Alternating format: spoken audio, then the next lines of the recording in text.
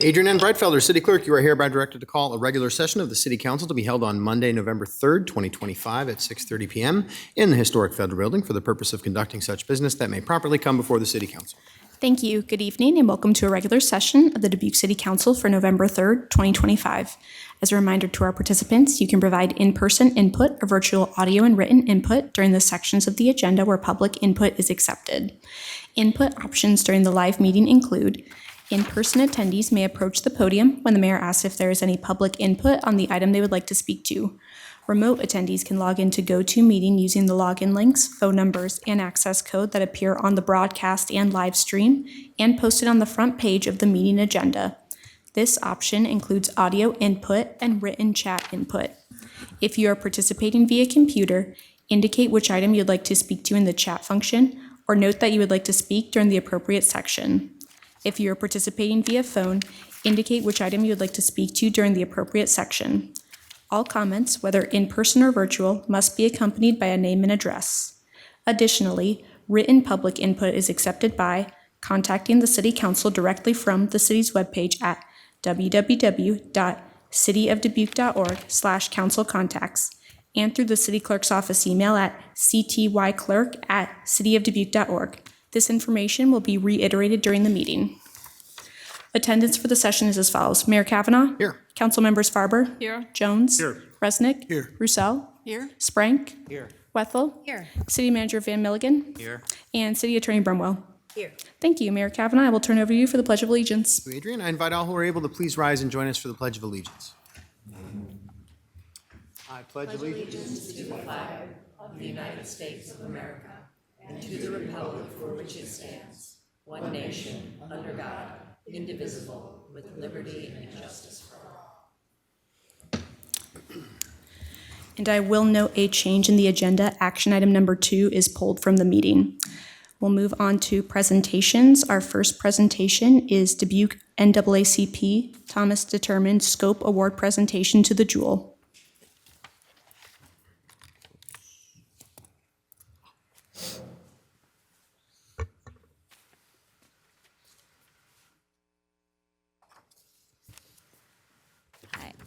I'm R.R.S. Stewart. I'm the treasurer of Dubuque NAACP, and I'm here with Anthony Allen. I'm going to read you the description of the award that we have here with us, and then Anthony will read you the nomination that we received for the Jewel. I'd like to thank council members Katie Wessel and Rick Jones for coming to the NAACP Freedom Fund dinner on October 25th to accept the award there, and of course the rest of the City Council for funding the Jewel. The Thomas Detterman Scope Award, and SCOPE stands for Standout Community Organization Pursuing Equity. This award is dedicated to an organization whose work is geared towards helping those community members who are underrepresented. In a world where we do not all have access to the same quality resources, there are organizations which make it a little bit easier for people's basic needs to be met despite socioeconomic status. And I brought just a few copies of our program that I'll just hand out while Anthony is reading the nomination. Ooh, I'll set this over here. It's not going to stay up there. Yeah, okay. Good evening, Anthony Allen.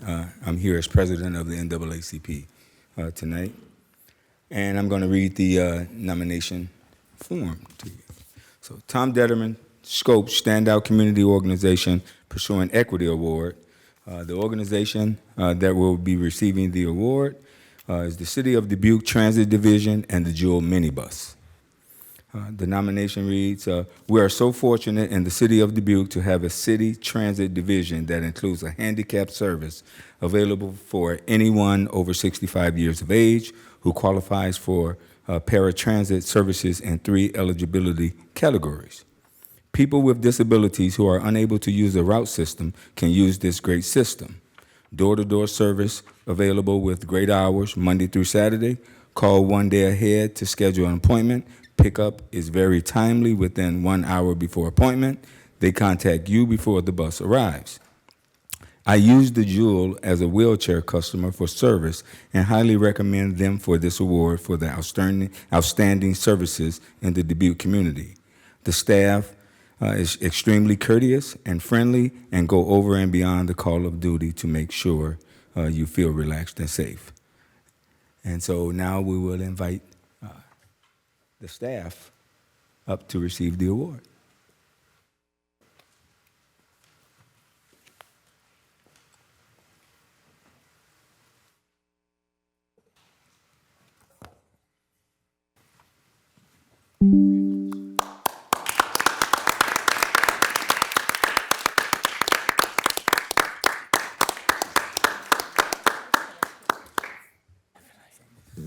I'm Ryan Nucky, Director of Transportation Services for the Jewel. I want to thank the NAACP for this fantastic award. I do want to say that we have our office staff here with us tonight, but this is all the operating team. Our drivers are hands down the best employees we could ever have in the city. Our mechanics do a great job keeping our buses on the road. Our dispatchers take hundreds of phone calls and emails every day and keep everything straight to make sure that we can provide this service. So I want to make sure that I'm letting and giving them a shout out for everything they do. Again, thank you to the NAACP for this wonderful award. I think we're going to do an official photo as well. So yeah, we'll step up and then I'll say a few words afterwards. Krenna has become our official photographer, everybody. So no, that's all you. Yeah, absolutely. Yeah, no. Come on in. I think we like each other. Yeah.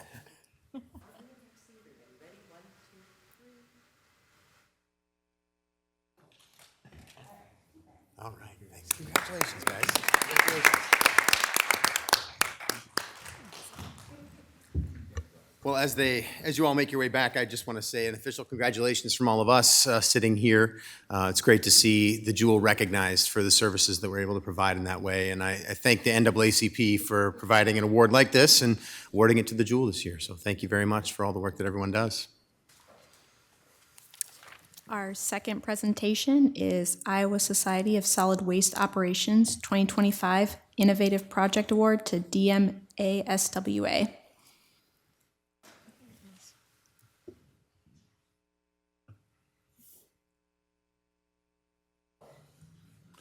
Good evening. I'm Ken Miller, the Solid Waste Agency Administrator for the Dubuque Metropolitan Area Solid Waste Agency. The Dubuque Metropolitan Area Solid Waste Agency received the 2025 Innovative Project Award from the Iowa Society of Solid Waste Operations for our battery collection program.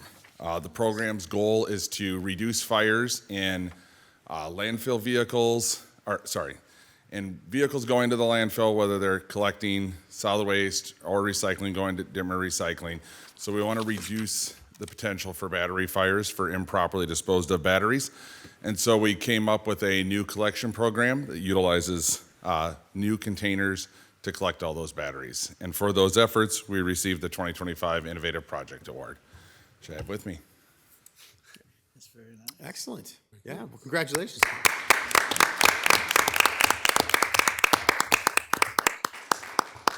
I'm looking towards Mr. Jones because he always has something to say about these great programs that you guys have, and I was just curious if you have Well, any.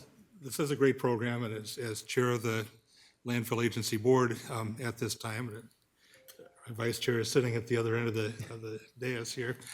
We're pretty proud of this program too, and this was all Ken and the folks that work with us. Some of the battery products that are available now are great while they're working, but they're pretty dangerous when they're not. And when they're all used up, they've still got some energy left in them.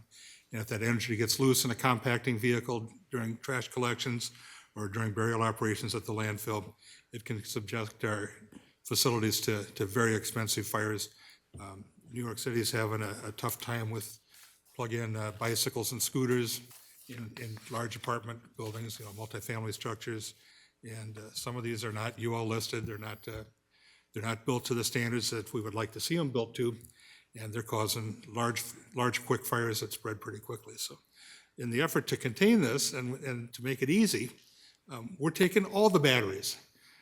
And that's what makes this program different than the other ones, other places.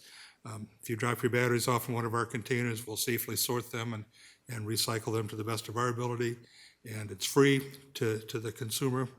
and it gets those dangerous objects out of your house and into our safe hands. So I'm proud of it. I'm proud of Ken. He's the best in the business, and we got him. Thank you. Well, Ken, congratulations to you and your team. That's a big accomplishment. And it is an exciting program that we're able to do things in this innovative way once again here with the Metropolitan Solid Waste Agency. So thanks a lot for all the work you do. Thank you.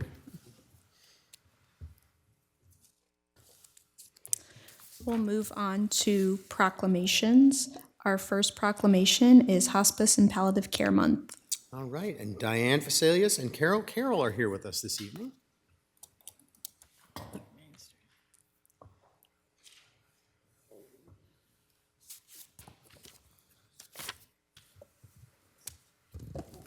Good evening. My name is Carol, and I'm honored to represent Hospice of Dubuque this evening. I've been with the organization for 32 years and currently serve as a volunteer. I became a volunteer after my terminally ill mother and her family were served by Hospice of Dubuque, and I witnessed the benefits of expert palliative and hospice care, and it improved the quality of her life immensely. And with the help of the hospice speech therapist, she swallowed better and choked less than she had for the previous year and a half. With improved pain control, she was able to be more active, and thanks to Hospice of Dubuque, my mother was able to remain in and die in her own home with dignity. So I would like to thank the mayor and members of the city council for taking time to proclaim November as Hospice and Palliative Care Month. In 1978, President Jimmy Carter established November as Hospice and Palliative Care Month to raise awareness about the benefits of this approach to serious illness and the end-of-life care. He was 54 years old at the time, and at the age of 98, President Carter enrolled in hospice care in his home in Georgia and remained under hospice care for 22 months until his death in December of 2024 at the age of 100. Through his example, the former president dispelled the misconception that hospice is only for the last days of life, and he helped spread the word that hospice is about living as fully and gracefully as possible in the last chapter of life. Hospice of Dubuque is the area's only local nonprofit hospice.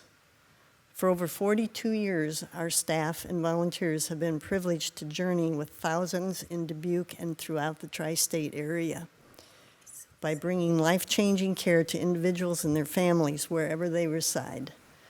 Hospice of Dubuque is also a 5-star hospice. The star rating is based entirely upon family satisfaction and can be verified online Medicare.gov. With 5 stars, Hospice of Dubuque is among the top 15% of hospices in the United States. This rating reflects the high quality, responsive, and compassionate care that Hospice of Dubuque provides day after day, year after year. Thank you again for this proclamation, which is so important in raising awareness regarding hospice and palliative care. Thank you. Well, thank you both for being here and for bringing this proclamation forward again this year. And of course, for all the work that Hospice of Dubuque does. It is important work. It touches a lot of people's lives, a lot of people in this room, I'm sure. So thank you again for bringing awareness to this. City of Dubuque proclamation. Whereas Hospice of Dubuque is the only local nonprofit hospice and palliative care organization serving the greater Dubuque area with a mission of providing compassionate care for the seriously ill and their loved ones since 1983. And whereas Hospice of Dubuque's team of healthcare professionals and dedicated volunteers help members of our tri-state community live fully and comfortably during a time of uncertainty and vulnerability. And whereas Hospice of Dubuque provides individualized care, medical expertise, unwavering support, and life-changing services for persons throughout our tri-state area in the place they call home. And whereas Hospice of Dubuque is focused on bringing hope, comfort, dignity, and quality of life to individuals and their loved ones for 42 years, and is identified by Medicare as the only 5-star hospice serving the tri-state area. Now, therefore, I, Brad M. Kavanaugh, Mayor of the City of Dubuque, Iowa, on behalf of the City Council, staff, and residents of Dubuque, do hereby proclaim the month of November 2025 as Hospice and Palliative Care Month.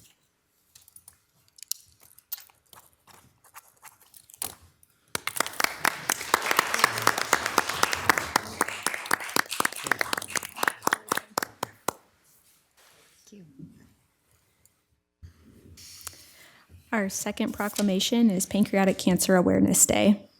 Diane Oglesby is here with us again this year. Thank you, Mayor and City Council members. November is a very busy month, as you can tell, but it marks also the beginning of Pancreatic Cancer Awareness Month. This week, November 6th, holds a special place for our family. It was 10 years ago that our brother Mike died from pancreatic cancer. He survived for 60 days and he was only 52. After his passing, our family was determined to help others facing this devastating disease, and we established the Michael W. Oglesby Foundation. Our mission is to raise awareness and also to fund pancreatic cancer research.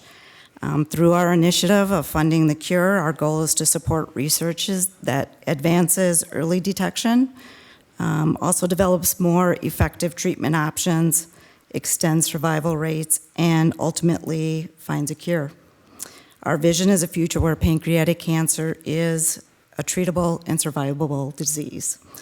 So on behalf of our foundation and all of the families that are affected by pancreatic cancer, I want to thank the City of Dubuque and for honoring Pancreatic Cancer Awareness Month, but also Thursday, November 20th as Pancreatic Cancer Awareness Day. Well, Diane, thanks for being here again this year. And thanks for the work that you've done just as a family foundation, bringing this issue forward in the Dubuque area.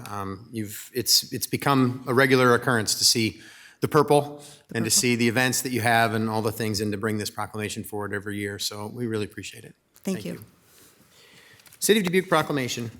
Whereas Pancreatic Cancer Awareness Month is recognized each November to bring understanding and awareness to the disease and the individuals and families affected by it. And whereas pancreatic cancer has become one of the most devastating diseases, surpassing breast cancer to become the third leading cause of cancer deaths in the United States, and projected to become the second leading cause of cancer deaths by the year 2030.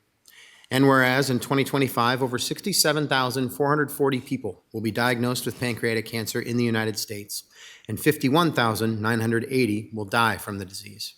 And whereas it is projected that in 2026, approximately 660 Iowans will be diagnosed with pancreatic cancer and 500 deaths will occur. And whereas currently there is no cure for pancreatic cancer, and there have been no significant improvements in survival rates at only 13% over the last 50 years. And whereas the long-term health and well-being of the residents of Dubuque are enhanced as a direct result of increased awareness about pancreatic cancer and ongoing research into early detection, effective comprehensive treatments, and a cure. And whereas the Michael W. Oglesby Foundation is committed to funding the cure and bringing public awareness to pancreatic cancer research. Now therefore, I, Brad M. Kavanaugh, Mayor of the City of Dubuque, Iowa, on behalf of the City Council staff and residents of Dubuque, do hereby proclaim the 20th of November 2025 as Pancreatic Cancer Awareness Day.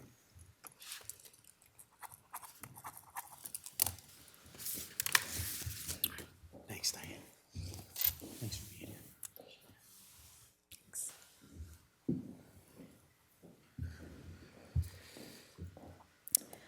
We'll move on to consent items. At this time, anyone participating in the meeting in person who would like to discuss one of the consent items, please approach the podium when the mayor asks if there is any in-person input and state your name and address. For all remote attendees, please enter your name and address in the chat function or state your name and address over the phone when the mayor asks if there is any virtual input. If more than one participant would like to speak, then city staff will determine the speaking order of the participants. Please state the item you would like removed from the consent agenda for separate discussion and consideration. Consent items can be found on pages 2 through 4 of the agenda. All right, thank you, Adrian. Do we have anyone in chambers who would like to remove any of the consent items for separate discussion this evening? Seeing no one here, anyone virtually? Okay, thank you. Back to us then for any discussion. Ms. Russell, sorry. I'd like to hold number 9. Okay. Mr. Mayor, Mr. Resnick. I move to receive and file the documents, adopt the resolutions, and deal with the consent items as recommended, except for number 9. Second by Farber. Got a motion by Resnick, second by Farber. Adrian, would you call the roll, please? Resnick. Aye. Wethel. Aye. Farber. Aye. Sprank. Aye. Kavanaugh. Aye. Roussel. Aye. Jones. Aye. Passes 7-0. For number 9, I'll take a motion to put this on the table, please.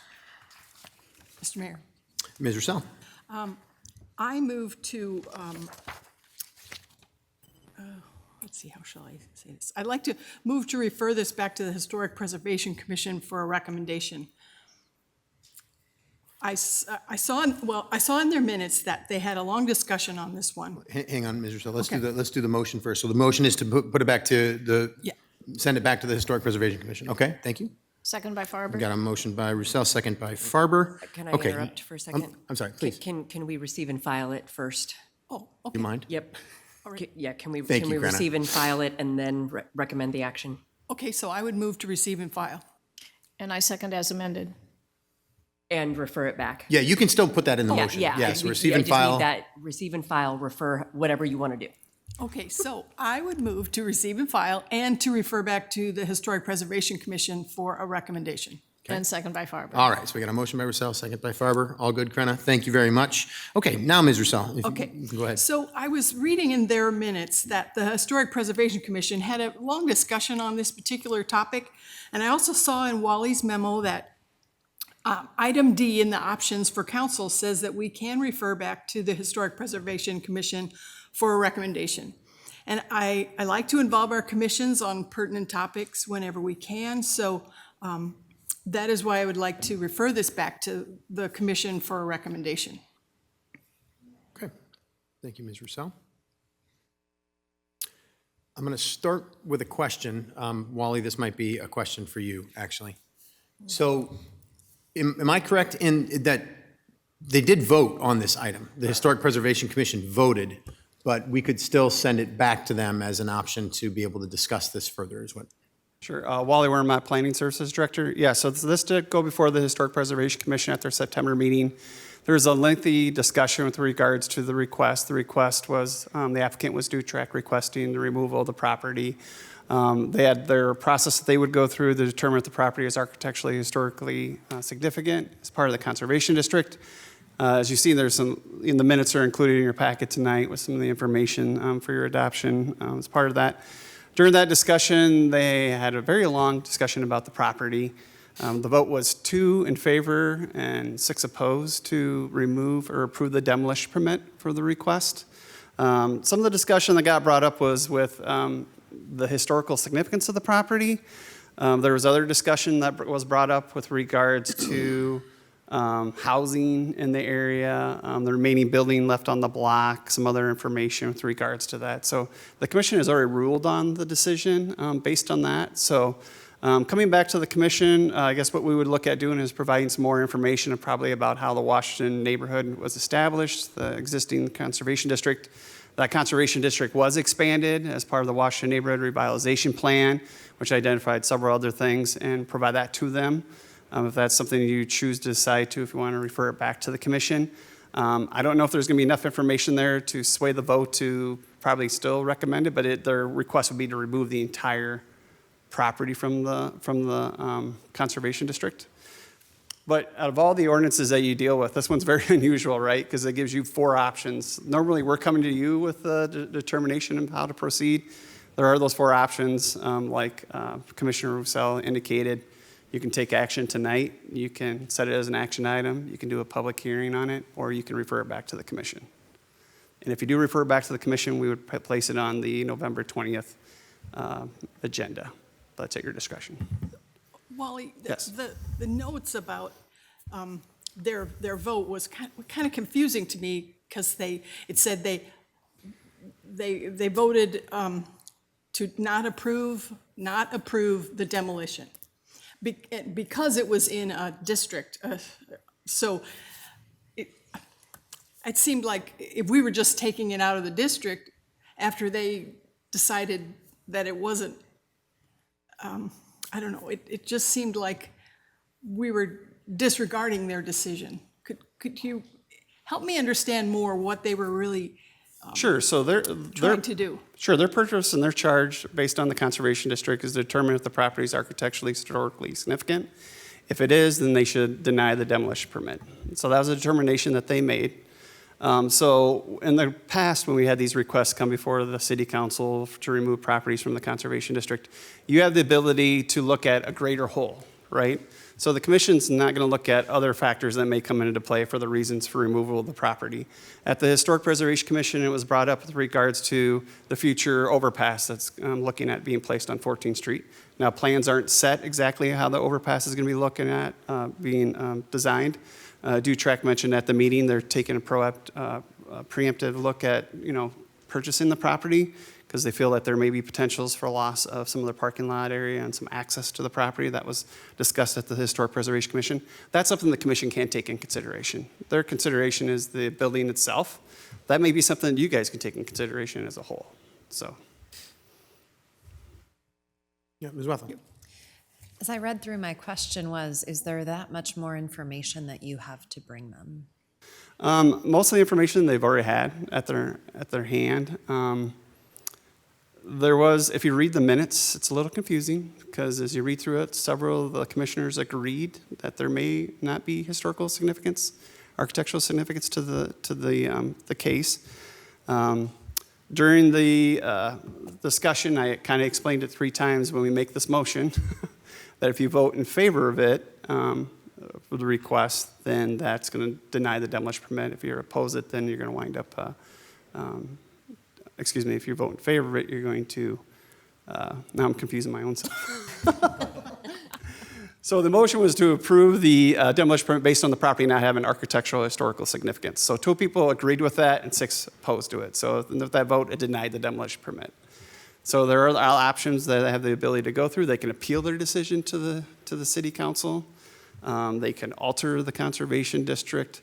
They could look at economic non-viability requests and go to the commission. That's difficult when you don't own the property because there's a situation that they currently do not own the property. It's owned by another individual for that process. So,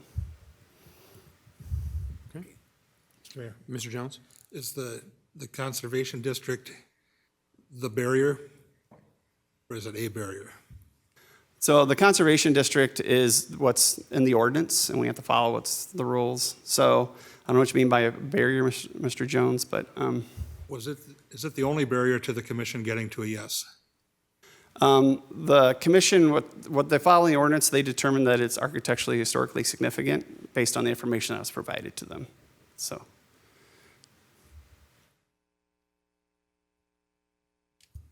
You good, Mr. Jones? For now? All right. Mr. Resnick? Thank you. So, so the commission determined that it was historically significant.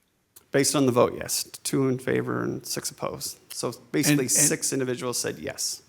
And are there criteria for them to say this is significant or not? Because there's some disagreement. The other thing is there's a rating, right? A historical rating. At least I was in a neighborhood, and the neighborhood was 1 to 5. Now, rating number 1 was like the Octagon House, and then it goes down to 5. What is the rating number? So this is a little bit different. So, and the reason for that is when the Washington Neighborhood Conservation District was established, and it was called the Demolition District at the time, it was only about a 4-block area. It was a lot smaller area. So in about 2015, they did the Washington Neighborhood Revitalization Plan, and that expanded to cover the entire Washington neighborhood district boundaries at the time, which brought in several properties into that district.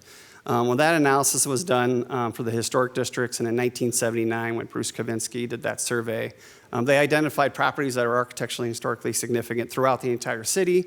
At that time, the properties on this block were not identified with regards to that. So the only survey information that we have is basically our phased 3 survey, which was our downtown neighborhood survey that was conducted by Jim Jacobson, which we contracted, I think, in 2003 or 4. Which that survey is over 20 years old now, and there's been a lot of changes to the district. Some of the properties have been removed from that block, and that was all done before it was expanded by the City Council for the Washington Neighborhood Revitalization Area. So there is not a rating like you're referring to specifically. You're correct in saying 1 through 5 neighborhood and city, state, national significance. So. And finally, so the consent items are supposed to be non-controversial. Are you saying that if this gets sent back and it's the same vote by the Historical Commission, it'll go back on the consent items? Is that where you recommend that to go? So I think the reason why it's on the consent agenda is we received the request late last week on Friday. And as you see, we're having a lot of discussion and topic with regards to this, through this request. So in the past, when we've reviewed requests, for instance, the Dream Center and the Knights of Columbus, there's a significant amount of staff time that went into. You've seen the really lengthy memos that we put together. So a lot of the discussion points that we're talking about is we'll provide all that background information. And we just wanted to make sure that you have a full packet of information before you to take consideration for when you review that request on the 17th. So the reason why it was placed the way it is we're still requesting, and I recommended to the manager that you have it on the November 17th meeting to be able to get that information, but it's fully in your review of how you want to proceed. And like I said, it's very unusual that you have 4 different options in how you want to proceed with this request. Ms. Farber, yeah. Yeah, so I normally like options, but I think 4 is a lot here. I would suggest, and I would support having more information on November 17th as requested. I just don't think we have enough information. I'd like to hear from. May I add something? Yeah, Sorry. please. So on November 17th, after you're getting all the information from staff, you can definitely look at reviewing that and saying, hey, at that time, I would like to refer it back to the commission. So that's still an option that's available on the 17th. It's just that the information that you've received is very little right now, other than what you see in the minutes. I'd rather give you a full packet of information so you can make a full determination. So. Okay. Mr. Mayor. Mr. Johnson. Yeah, the only recommendation here is that we take this up at our next council meeting. Is that correct? The recommendation is not to remove it tonight. Well, let me just think about that. If they set it as an action item, can they refer it back to the commission? Well, it couldn't be an action item tonight anyway because it's not Correct. been listed as an For action the item. 17th. Right, right.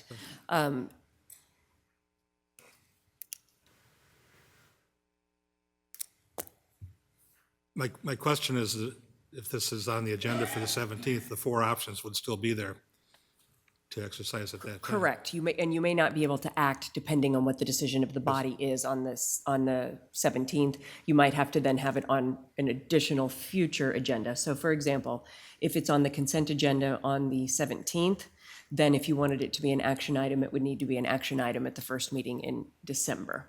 But if it's an action item in November, and it's listed on the agenda as such, you would have the ability to act November 17th on it, because it would be listed as an action agenda that evening. So may I amend my motion yet again, and just to say receive and file? And amended second. So if you want to have more information on the 17th, I would do what is listed for the suggested disposition, which is receive and file, refer to city manager, place on November 17th, 2025 agenda. So moved. As stated, second. All right. So we have an amended motion by Ms. Rousseau, made the original motion to receive and file this, refer to the city manager, then place it on the next city council agenda based on this discussion we had here. Is there any further discussion? No? Okay. So we got a motion and a second. Thank you, Wally, for the information. Adrian, would you call the roll, please? Resnick. Aye. Wethel. Aye. Farber. Aye. Sprank. Aye. Kavanaugh. Aye. Roussel. Aye. Jones. Aye. That motion passes 7-0. Next are items set for public hearing. We have one, set public hearing on Comiskey Park Phase 2 redevelopment project and initiate public improvement bidding process for November 17th, 2025. Mr. Mayor, Ms. Rousseau. I move to receive and file, adopt the resolution, set public hearing for November 17th. Second by Spring. Motion by Rousseau, second by Sprank. Adrian, would you call the roll, please? Resnick. Aye. Wethel. Aye. Farber. Aye. Sprank. Aye. Kavanaugh. Aye. Roussel. Aye. Jones. Aye. That motion passes 7-0. Next are boards and commissions. We have appointment to the Investment and Cash Management Oversight Advisory Commission. All right, we have one 3-year appointment through July 1st, 2028 here, and we have one applicant, Gary Rudin. I would entertain a motion here, please. Mr. Mayor, Mr. Jones. I move that Gary Rudin be reappointed to the Investment and Cash Management Oversight Advisory Commission for a new 3-year term. Second? I've got a motion by Jones, second by Wethel. Adrian, would you call the roll, please? Resnick. Aye. Wethel. Aye. Farber. Aye. Sprank. Aye. Kavanaugh. Aye. Roussel. Aye. Jones. Aye. That motion passes 7-0. Gary Rudin is appointed to the 3-year term through July 1st, 2028 on the Investment and Cash Management Oversight Advisory Commission. Next are public hearings. At this time, anyone participating in the meeting in person who would like to discuss one of the public hearing items, please approach the podium when the mayor asks if there is any in-person input for the public hearing you would like to speak to, and state your name and address.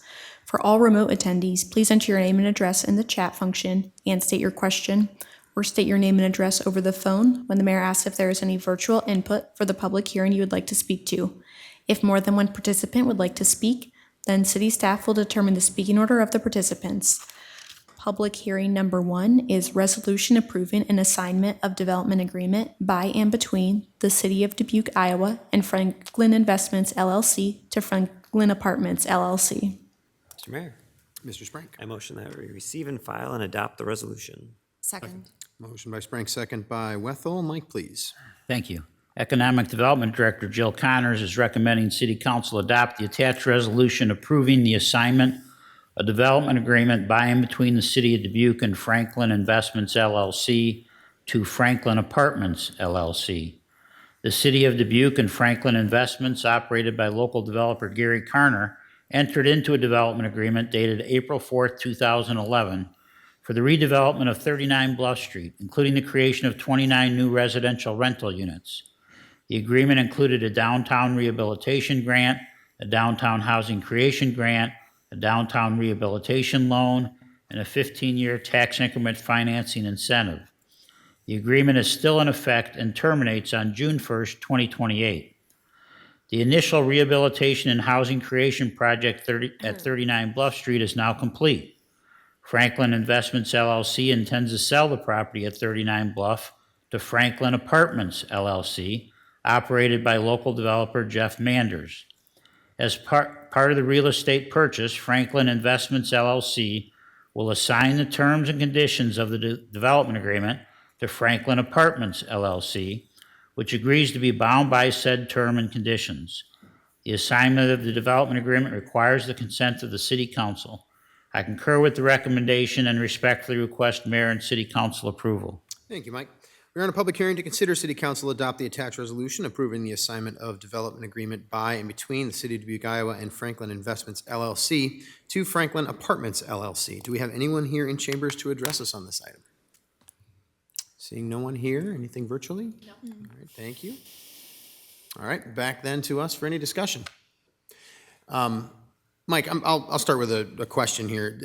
Is it my understanding that there's 3 items here that are public hearings, and they're all related to this property? It sounds like this is a kind of the standard way that we need to move this forward with the sale happening, because I know that the later items have to do with, assignment of loans and things like that. So this is kind of just standard stuff we have to do if there's a sale like this with a property that has a development agreement involved. Correct. So the developer has, done the things we've asked of them, but the agreement still has a term left in it because there's a loan involved and some tax rebates involved. And so now he would like to sell it to another developer. And so all the rights and responsibilities just get assigned to the new developer. Mm-hmm. And is it accurate to say that there's no major changes in this development agreement? It basically is transferring as is from one developer to the next. I don't think there's any changes. Do you? That is my understanding as well.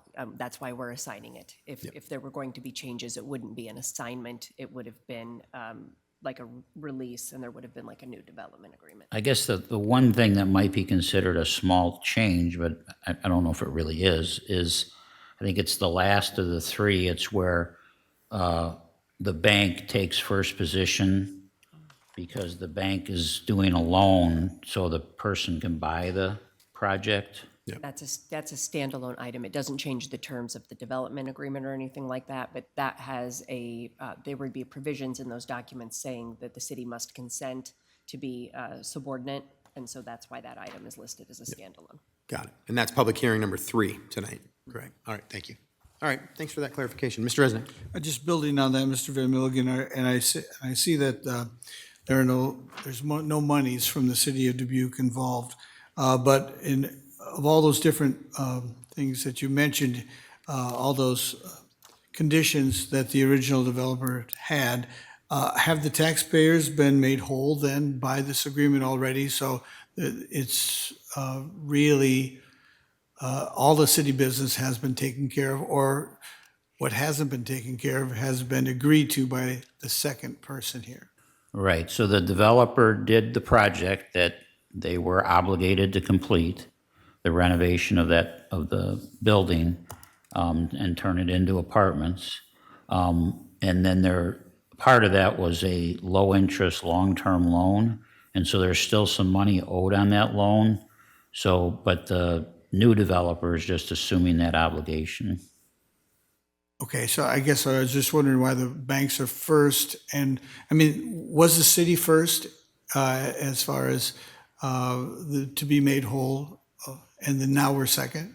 Well, so now you're on to item number 3. Okay, I'll talk about that later. Okay. All right, thank you. Thank you, Mr. Mayor. All right, anything else on this particular item? I know it's a little confusing with the 3 that we're doing. But... Okay, all right. Motion here is to receive and file and adopt the resolution. Adrian, would you call the roll, please? Resnick. Aye. Wethel. Aye. Farber. Aye. Sprank. Aye. Kavanaugh. Aye. Roussel. Aye. Jones. Aye. Motion passes 7-0. Public hearing number 2 is resolution approving an assignment and assumption agreement by and between the City of Dubuque, Iowa and Franklin Investments, LLC to Franklin Apartments, LLC. Mr. Mayor, Mr. Jones. I move to receive and file the documents and adopt the resolution. Second. Motion by Jones, second by Wethel. Mike, please. Thank you. Economic Development Director Jill Connors is recommending City Council adopt the attached resolution approving an assignment and assumption agreement by and between the City of Dubuque and Franklin Investments, LLC to Franklin Apartments, LLC. The City of Dubuque and Franklin Investments, LLC, operated by local developer Gary Karner, entered into a downtown rehabilitation loan agreement dated December 21st, 2020 for a $300,000 loan related to the redevelopment of 39 Bluff Street, including the creation of 29 new residential rental units. The terms of the loan were 3% interest amortized over 20 years, with interest-only payments for the first 5 years and $2,000 forgiven against the loan balance for each apartment created, for a total forgiveness of $42,000 or $2,000 times 21 units. As collateral for the loan, Franklin Investments, LLC granted to City a mortgage recorded on March 29, 2021.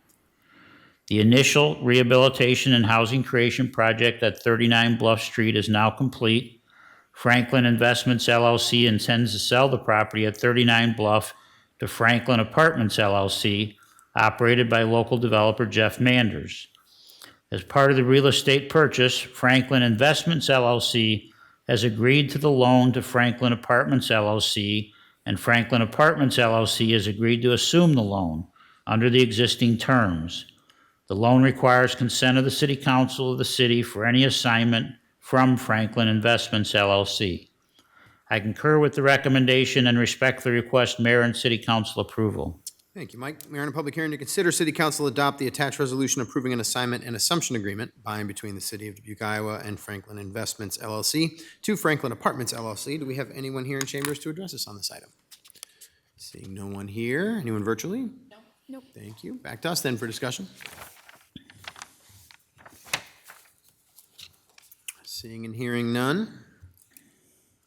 Motion here is to receive and file and adopt the resolution. Adrian, would you call the roll, please? Resnick. Aye. Wethel. Aye. Farber. Aye. Sprank. Aye. Kavanaugh. Aye. Roussel. Aye. Jones. That motion passes 7-0.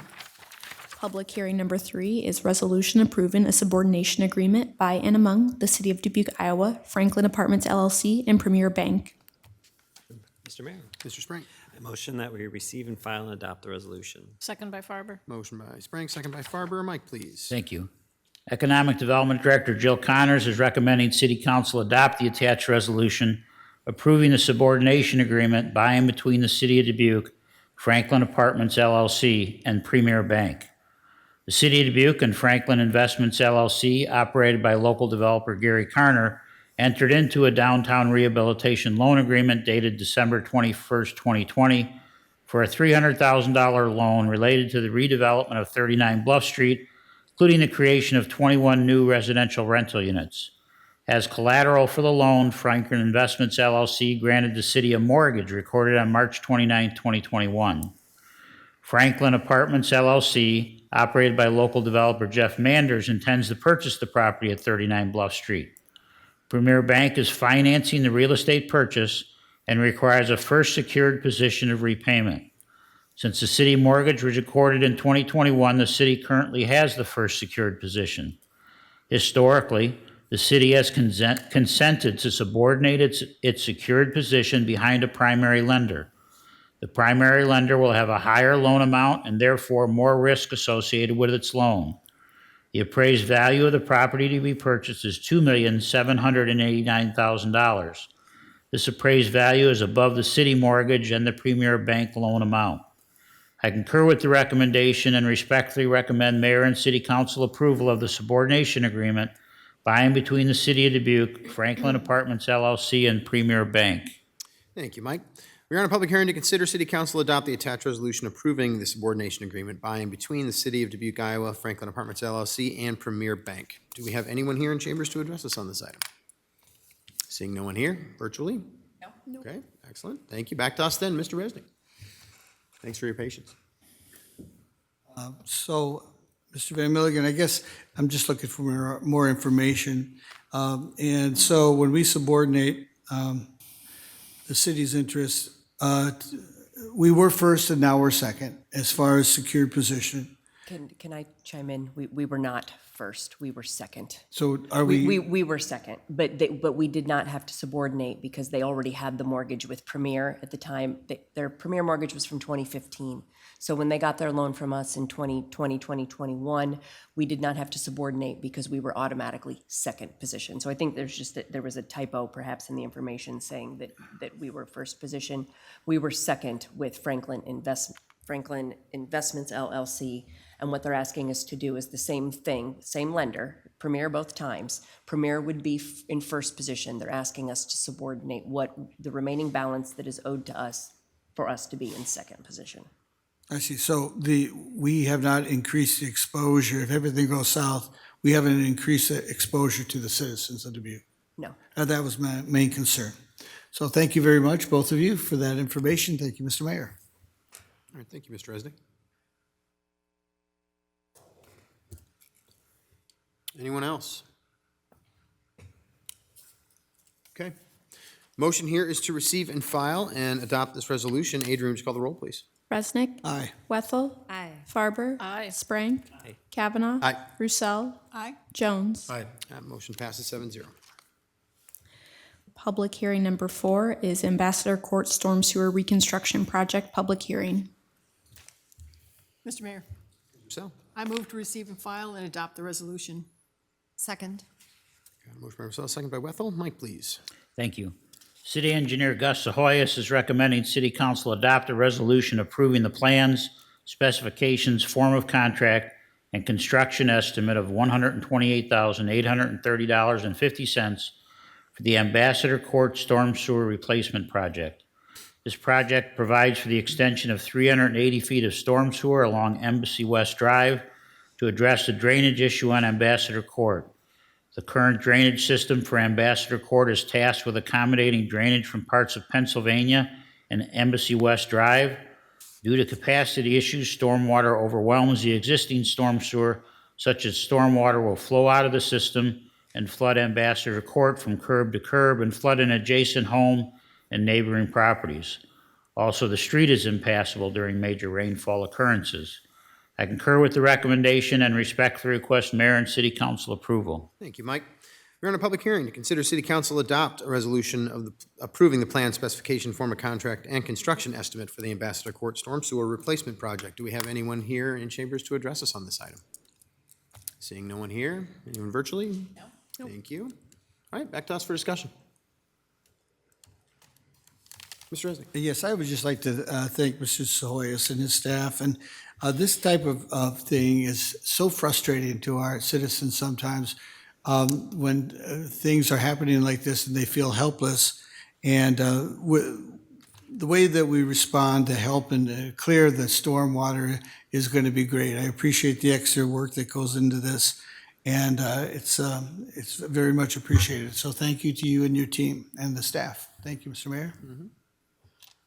Yeah, Ms. Bethel. I just wanted to comment about this as an example.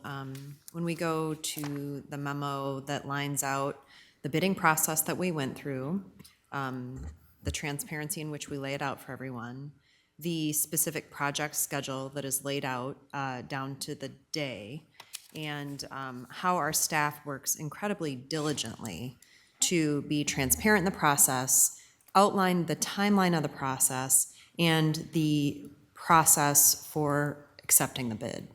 You guys do a great job, and there's a lot of information going around right now that we don't have timelines on projects, and it's just not true. This is a great example of it. So, thank you. Mr. Mayor? Yeah. I just want to give a shout out to the residents of this section of the city because this has been an ongoing problem for a couple of years. And in conversation, I actually went out and did a little tour of that area and kind of saw where the water was backed up, et cetera. So again, a shout out to engineering for coming almost the next day to walk through with some of the residents, but also just a shout out to the residents for continuing to pursue the outcomes that will be forthcoming. So thank you to both. Thank you. Yeah, I happened to find myself on Ambassador Court not long ago, walking down the street and talking with residents, and realized that this was a major issue. I was vaguely familiar with it because I know we talked about it during the budget process, but at the same time, the fact that I asked a question, then I reached out to a city manager who then reached out to Mr. Sahoyas, and I got a very quick answer back and was able to get back with that resident and be able to have a conversation knowing that this was going to be moving forward fairly soon. And I'm really glad to see it coming so quickly. This is great because there are multiple spots in town where some of these issues are happening more and more.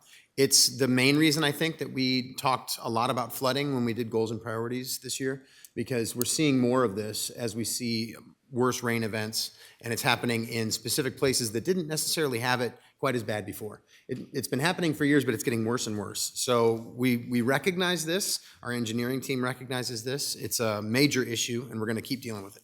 It just is something that's going to take some time. And Mr. Mayor, just for the geographical situation, it actually is flowing into Catfish Creek, so it's very important. If there's a backup, there's huge ramifications. So, Yeah, thank you. Okay.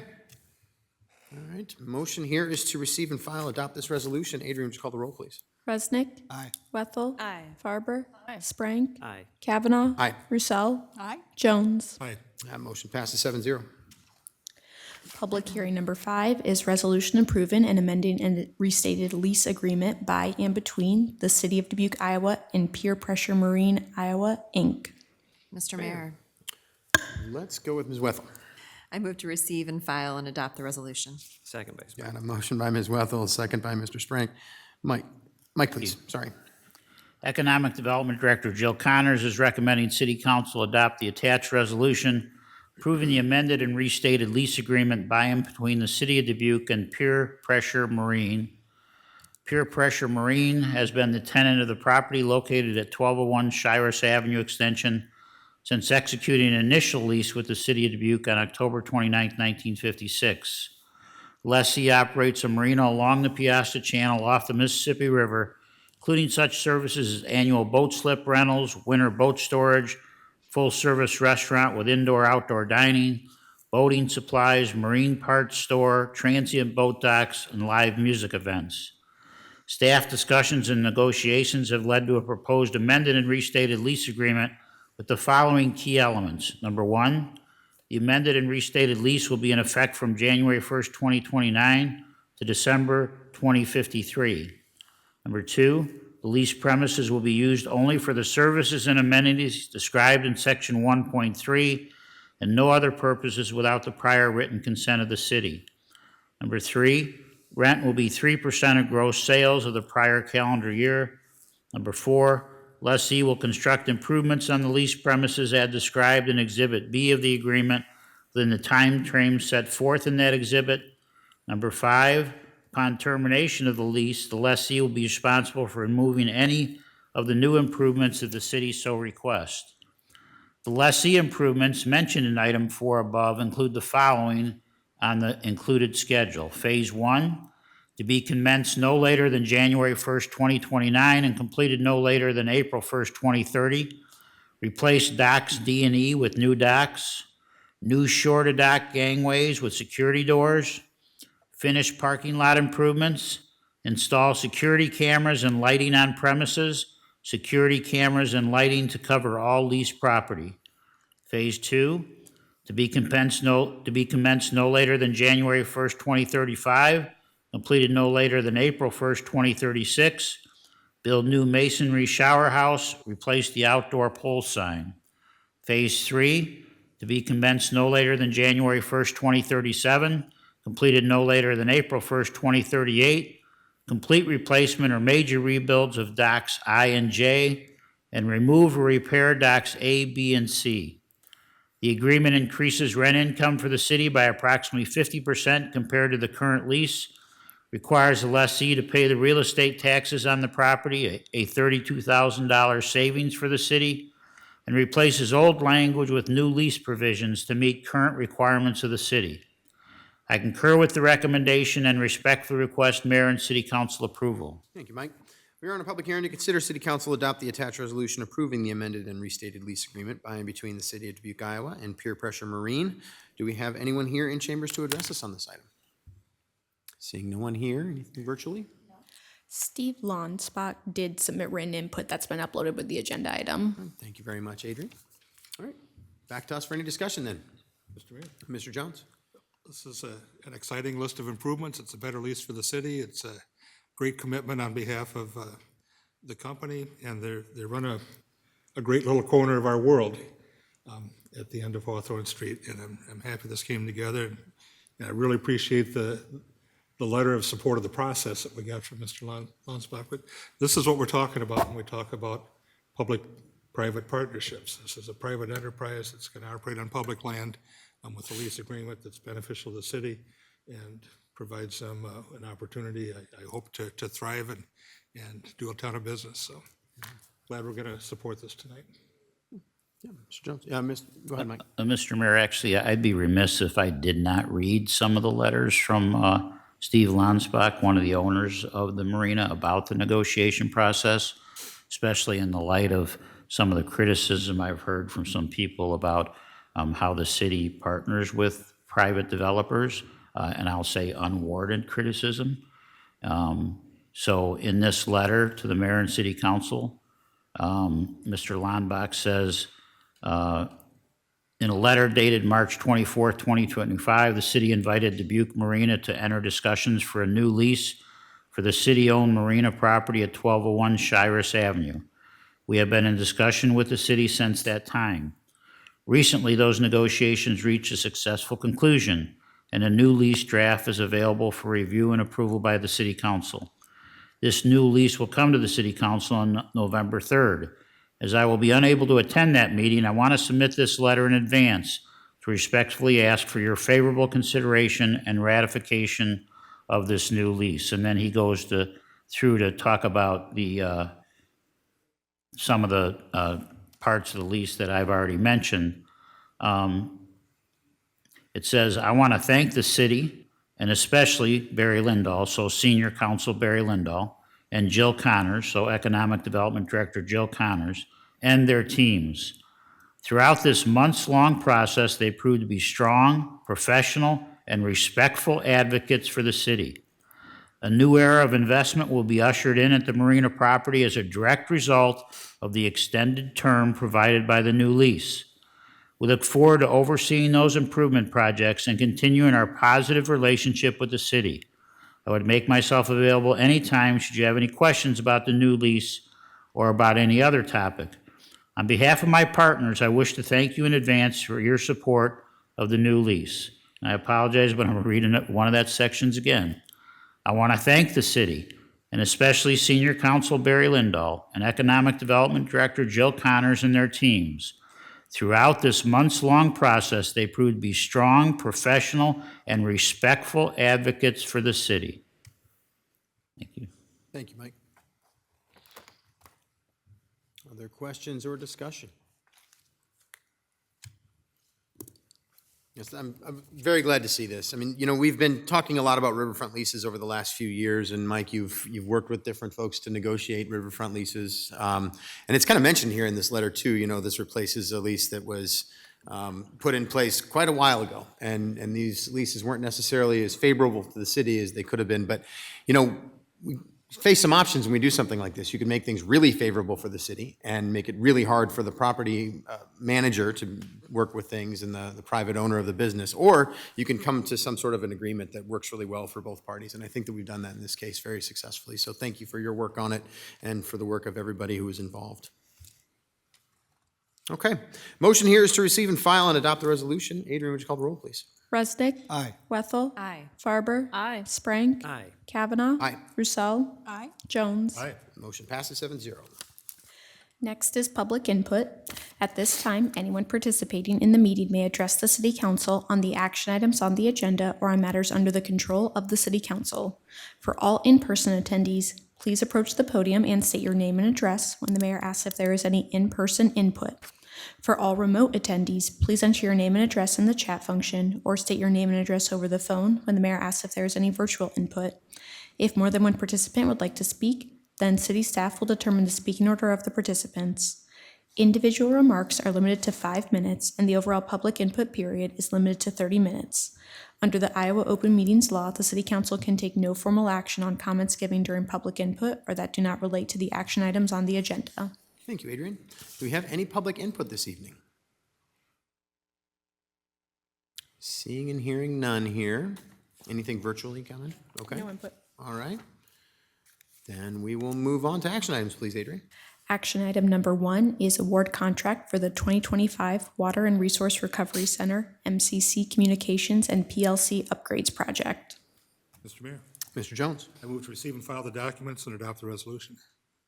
Second by Wethel. Got a motion by Jones, second by Wethel. Mike, please.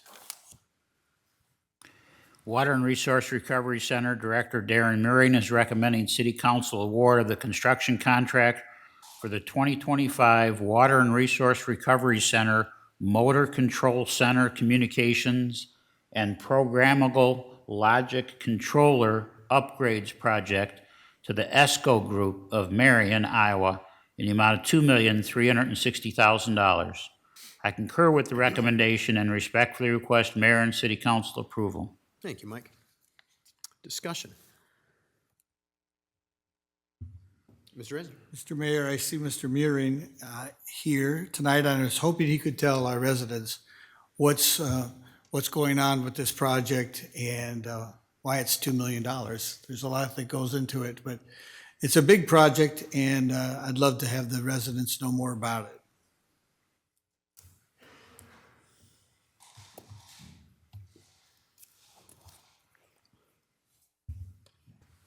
Good evening. Darren Meering, Water and Resource Recovery Center Director. So what this project involves is we have about nine buildings, individual buildings that each house a certain type of equipment that's related to our various processes and dealing with wastewater. So for example, the very first building is the where the wastewater first enters into our facility. That's where we have the preliminary treatment where we remove rags and grit from the system. And all that equipment, all that machinery that operates, we basically control it using these basically mini computers. We refer to them as PLCs, but really it's just a little mini computer that's the brains of that equipment.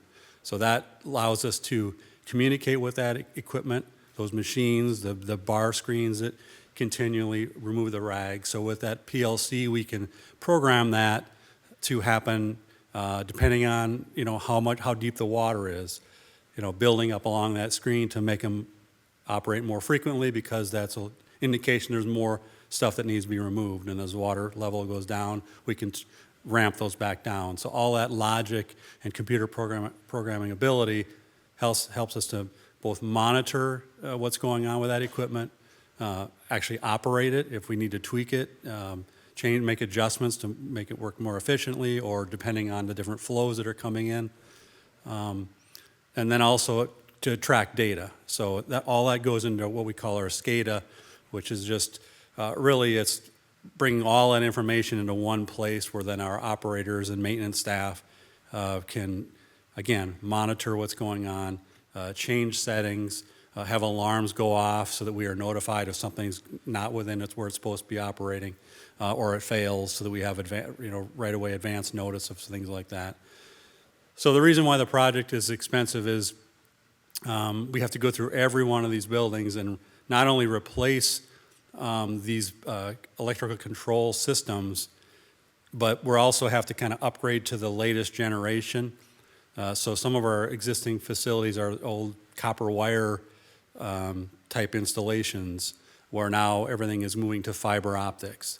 And so we have to move to the newer stuff because the companies don't even produce those old systems anymore. So we're kind of forced to do this. And so the expense is to systematically work through every one of those buildings and systems to replace those electrical control systems that are no longer available. And so when they fail, it's really hard to find parts for them, to replace them, and to get them up and running. So this project is really important for us to improve our reliability of our systems, so that if we have something go down, we can readily have a piece of equipment to replace it. But if we don't, and something bigger, we can readily get that available and get it in a few days, get it in place, and make sure no interruptions happen to our operations. Great, thank you. It sounds pretty intricate. Will we have to pause the operation of the plant at all when we install this? It sounds like it's intricate and enmeshed in the equipment. So the contract limits the amount of downtime to like 4 hours. So it generally will be able to continue to function as is while the project's under construction. I see. So is that at night? Just curious, when is the least amount of influent coming in? Is it, midnight to 4 in the morning kind of thing? Yeah, there'll be the least flow in the middle of the night. But some of the process, like the one building that we're doing now, the largest building, which has the most of the units to be replaced, is actually our solids handling building. And that's, our facility is really about separating liquids from solids. Sure. And so the solids that get removed, we kind of move them through a separate process. So we have a little more time to deal with that. So for example, solids remain in our anaerobic digesters for 30 to 40 days. So there's more time. So it's not critical that we, do it at a specific time during the day based on flow for a lot of what we're doing here in this first phase. Great. Thank you for your help with that. Thank you, Mr. Mayor. Ms. Barber. Yes, and so, I'm the odor abatement queen here on the South Grandview corridor, and always get these calls. And I am really pleased to hear that the largest components in Building 75 will be on that first phase. I think that's very important because that's kind of up front and center for everyone. And I think the residents should be very pleased with the phased-in approach, and hopefully won't have all these calls and all these emails coming forward, except to congratulate and to thank the staff. So thank you very much, with appreciation. Sure. Any others? Well, Darren, thanks. This is an example of something that we've been talking about for years. I remember pieces of this discussion happening right in the middle of and right after the COVID pandemic, because you were talking about the fact that it was becoming more difficult to be able to get some of these components, and knowing that this was going to have to be a project in the future. So I just wanted to point out that this is one of those where, we didn't just see this for the first time when it came to us for this agenda. This was something we've been talking about literally for probably the last 5 years. So thank you for keeping us going on that discussion and as we've gone through this, and I appreciate that we're finally at this point where we can take this step. So thank you. Yeah. All right. Motion here is to receive and file and adopt this resolution. Adrian, would you call the roll, please? Resnick. Aye. Wethel. Aye. Farber. Aye. Sprank. Aye. Kavanaugh. Aye. Roussel. Aye. Jones. That motion passes 7-0. And just a reminder that action item number 2 is pulled from the meeting. So we'll move on to action item number 3, which is Eagle Valley, Westbrook, and English Ridge Subdivision Parks Development Projects. Mr. Mayor, Ms. Roussel. I move to receive and file and adopt the resolution. Second? Motion by Roussel, second by Resnick. Mike, please. Thank you. Parks and Recreation Director Matt Kalsovich is recommending City Council adopt the attached resolution to accept the Eagle Valley, Westbrook, and English Ridge Subdivision Parks Development Project and authorize the payment of the contract amount of $735,897 to McDermott Excavating. I concur with the recommendation and respectfully request Mayor and City Council approval. Thank you, Mike. Any discussion? Other than to say that we really enjoyed all the ribbon cuttings this summer. Glad we got them in before summer was no longer there. Okay, motion here is to receive and file, adopt the resolution. Adrian, would you call the roll, please? Resnick. Aye. Wethel. Aye. Farber. Aye. Sprank. Aye. Kavanaugh. Aye. Roussel. Aye. Jones. Aye. Motion passes 7-0. Action item number 4 is invitation to the Dubuque County 911 Emergency Communications Center ribbon cutting. Mr. Mayor, Ms. Farber. I move that we receive and file. Second by Sprague. Got a motion by Farber, second by Sprank. Mike, you have anything to add other than what's here?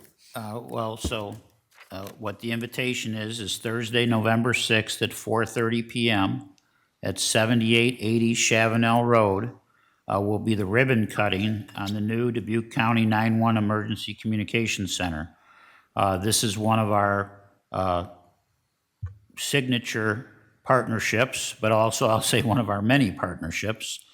This one happens to be with Dubuque County. So Dubuque County has purchased this space in this building and has redeveloped it into a 911 center. The city paid $2.5 million, half the cost, almost half the cost of the project.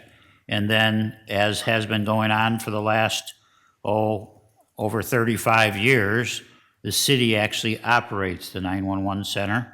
The employees work for the city of Dubuque, and the county and the city split 50-50 the cost each year. And we serve all the entire county, every small town, every rural area, and, of course, the city of Dubuque. And it's been a great partnership. It's a highly professional 911 facility. And as I said, just another example of what a great job the city of Dubuque does partnering. And in this example, the city of Dubuque and Dubuque County. Yeah, thanks, Mike. Looking forward to seeing it. And Jessica, thanks for joining us tonight. I'm sure you're excited to show it off when we get there. So I'm looking forward to being able to see this, but we've been waiting for this one. So great opportunity to cut yet another ribbon on another great project. Okay. Motion here is to receive and file and then hopefully attend this. So Adrian, would you call the roll, please? Resnick. Aye. Wethel. Aye. Farber. Aye. Sprank. Aye. Kavanaugh. Aye. Roussel. Aye. Jones. That motion passes 7-0. Next are council member reports. I know we haven't been real busy lately, but just let me know if there's anything going on. Ms. Farber, please. I'll start out. Just wanted to give a shout out to the Field of Dreams team. We recently had 2 gatherings to talk about the expansion of the campus. One was at Voices and the other was at the Dubuque roof line, and just almost 100 people attended both events, if not more, and just the support from the community to help expand the campus is really outstanding. And just again, a shout out to that team. And then also, I think it's important that as we think about giving back to the community and what we can do as individuals to help serve our community, one of the best things we can do is to get out and vote. So just a kind reminder to those listening tonight that it's very important to take the time to vote if you haven't done so already. Thank you. Thank you, Ms. Farber. Ms. Roussel. Thank you. I attended the State of Maine Awards dinner this year, and it was absolutely fantastic. I'm so proud to serve as board member for Dubuque Main Street, and I just love seeing all the exciting things happening in our downtown. On Saturday, October 25th, Dubuque Trees Forever had about 36 volunteers planting trees for the Branching Out program. And big thanks to Clark University men's golf and women's soccer for their participation. I enjoyed attending the ribbon cutting for the Oakview group at Five Flags Center. It was held on the Five Flags stage, so it brought back memories of when I used to play in the symphony there, so it was great fun. And lastly, with many of you, I was pleased to attend the groundbreaking for the Dubuque Museum of Art, and just how fortunate we are to live in a community that supports fabulous assets like this, and it will be an amazing addition to the arts and culture of Dubuque. Thank you. Thanks, Mr. Sell. Mr. Jones. Yeah, nothing much going on. Tuesday the 21st, I had the honor of spending some time with the Black Men's Coalition, a group of African-American male leaders that need looking up to, and they help the rest of the community to figure out that there's nothing to be afraid of in the Black community, that there's a great deal of leadership and strength there. Enjoyed my evening with them. Thursday, October 23rd, I was at followed Laura around. We were at the Five Flags ribbon cutting, which was an outstanding event. They talked to their engineer, who Laura knows pretty well, and they've kind of located where the water's getting in and causing damage, so now they're focused on fixing the damage. But they've got all the holes plugged, they think. That was kind of good news to hear. Then on to the Main Street Awards. That was a spectacular event, as it always is. Saturday the 25th, I was at the NAACP Freedom Fund banquet with Katie and others, and we received the Jewel Award and got to see the Community Foundation's Alex get the big award for the data walk work that they've done. That was, and he was completely taken by surprise. The guy had no idea. Now, I'd be suspicious if I was the only guy sitting there with my wife and kids at the banquet that maybe something's up. But he was guileless about that, totally surprised and totally worthy of the award. Sunday the 26th, I went to the Sons of the American Legion breakfast, learning a little bit more about them. That's a group of people who are related to combat veterans. They're not eligible for Legion membership, but they're folks like me whose parents were. And one of the things they do that I wasn't aware of is they're the ones that take care of all the flags on South Grandview Avenue. And they hold these breakfasts and everything to fund that project, so that's kind of neat. So I'm going to spend a little more time with them, I think. Monday the 27th, I was at a really well-done event out at Eleanor Roosevelt Middle School with a group of University of Iowa researchers talking about cancer rates in Iowa and particularly in Dubuque County. And it's concerning, not quite alarming, but we're higher than most places, and their research is focused on the what more so than the why. The why comes next now that we know a little bit more about the what. But it's exciting research and good numbers. And the good numbers that I report is that although there are higher rates, the cure rate and the survival rate is pretty good here compared to some places. That's extraordinarily good news, along with the extraordinarily bad news that there's more of it. Tuesday the 28th was DRA board, then the Art Museum groundbreaking, which is pretty exciting, then another evening with the Black Men's Coalition. They're working on how to get out the vote to people that are not good voters. And, you know, my take on it is it's hard to focus on voting when you're trying to focus on breakfast. How am I going to feed the kids? How am I going to clothe the kids? People who are in poverty have a tough time voting, even though that vote may have a great deal to do with whether they stay in poverty or not. How to get that message across to folks and help them find the way to the polling places. And lastly, Wednesday I was out at Slager Appliance, ribbon cutting of their new facility. They've got a good presence in Dubuque, and met some of the folks that run that company, and wish them all the luck in the world. And tomorrow is election day, so if you haven't voted, please do. The community is counting on you. Mr. Jones? Got anything, Ms. Bethel, before I turn around?